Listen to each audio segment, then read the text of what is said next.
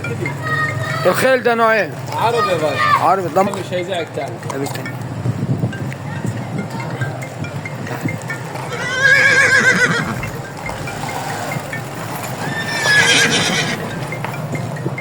احلى طبعا خيل طبعا خيول المال.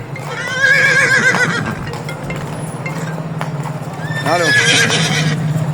ها بس اهو بعدين نخلص التصوير ماشي. اصحى صورة طبعا بالصلاة على النبي. الخيل ده عربي طبعا. عربي يا باشا. ونهار ما تفكر اشتريه يتباع بكام؟ مليون ونص ان شاء الله. خليه ينبح كده زي النبحة دلوقتي. ليه؟ كده خلاص. هي مرة واحدة بس؟ مرة واحدة. بالصلاة على النبي والله. سلامة كبير.